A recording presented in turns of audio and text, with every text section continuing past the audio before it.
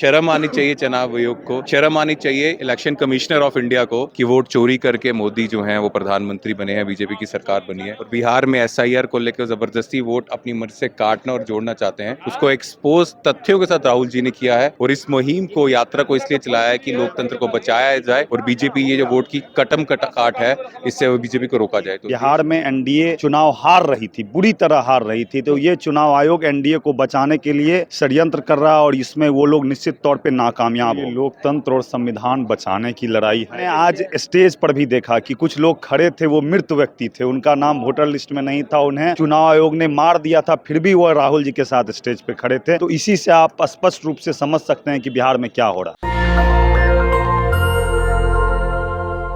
National Dastak में आपका स्वागत है और मैं हूं आपके साथ अमन। इस वक्त हम सासाराम में मौजूद हैं और वोट अधिकार जो यात्रा है आज से शुरुआत की गई है। ऐसे में हमारे साथ उदय भानु हैं, कांग्रेस के नेता, और गरीब दास हैं बात करने के लिए। कैसे देख रहे हैं वोट अधिकार यात्रा पे आप लोग निकल चुके हैं?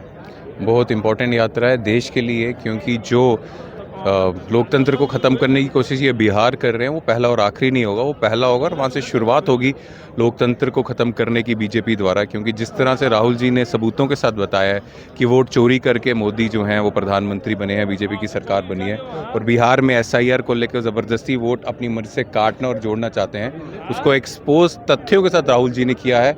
और इस मुहिम को, यात्रा को इसलिए चलाया है कि लोकतंत्र को बचाया जाए और बीजेपी ये जो वोट की कटम काट है, इससे बीजेपी को रोका जाए। तो देश के लिए सबसे इम्पॉर्टेंट, आज़ाद भारत की सबसे ज़रूरी यात्रा ये होने जा रही है। भानु जी, 65 लाख वोटरों का नाम कटा है, जिसमें चुनाव आयोग ने दावा किया है कि 24 लाख मृत्यु व्यक्ति हैं। कितने मृत व्यक्ति तो 3 दिनों से राहुल जी से मिल चुके, जिनको मृत घोषित इस चुनाव आयोग ने कर दिया था।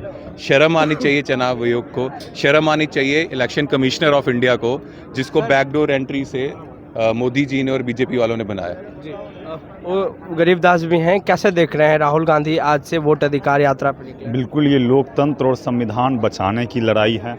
हम सबों के नेता राहुल गांधी जी लगातार, आपने देखा होगा, चाहे संसद भवन हो, चाहे दिल्ली की सड़क हो, चाहे पटना का सड़क हो, और आज संपूर्ण विपक्ष के साथ वो बिहार के हर गांव, खेत खलिहान जा रहे हैं। और यह यात्रा संदेश दे रही है कि हम लोग को लोकतंत्र बचाने की इस लड़ाई में आप सभी लोग हमारा साथ दें और हम आपका साथ देंगे। हमारे डॉक्टर भीमराव अंबेडकर, महात्मा गांधी जी और पंडित नेहरू जी ने वैसे समय में लोकतंत्र की स्थापना इस देश में की थी जिस समय इस देश में लोग एक सुई बनाने की कारखाना नहीं थी और बगल के देश से कर्ज ला करके इस देश में चुनाव कराने का काम किया था। आज संविधान पे खतरे है और इस खतरे के घड़ी में हम लोग अपने नेता के साथ और बिहार और देश के आम आवाम के साथ हैं और इस लड़ाई को लड़ेंगे और जीतेंगे।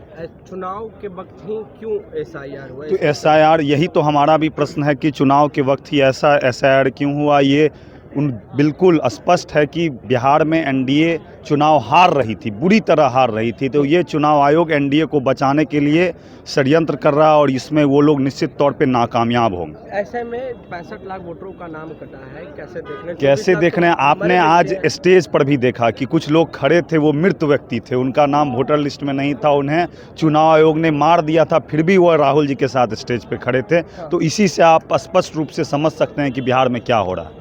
भानु जी, ये बताइए कि जनता में क्या इसको लेकर मैसेज है? जनता बिल्कुल हैरान है कि जिस तरह से चोरी करके ये सरकार में आया, और जनता बिल्कुल इनके जो षड्यंत्र हैं उनको देख चुकी है और नाप चुकी है। शुक्रिया। तो इस वक्त हमारे साथ बात कर रहे थे उदय भानु चीवा, और तमाम जो कांग्रेस के नेता हैं वो भी मौजूद थे। पूरी बातचीत में आपकी क्या राय है, प्रतिक्रिया देने चौकॉन्स में, और वोट अधिकार यात्रा को लेकर आप क्या सोचते हैं? क्या राहुल गांधी, तेजस्वी यादव, लालू प्रसाद यादव, दीपांकर भट्टाचार्य, जो तमाम इंडिया अलायंस के नेता हैं, क्या ये सही कर रहे हैं? राय अपनी जरूर दें। नेशनल दस्तक के लिए अमन, सासाराम, डेहरी ऑन सोन। नेशनल दस्तक की आपसे गुजारिश है कि अगर इसको बचाना चाहते हैं तो नेशनल दस्तक को सब्सक्राइब करने के लिए रेड कलर के सब्सक्राइब बटन को दबाएं, फिर बेल आइकन की घंटी दबाएं। नेशनल दस्तक को बचाने के लिए बहुत जरूरी है कि हर खबर को शेयर करें, लाइक करें, कमेंट जरूर करें।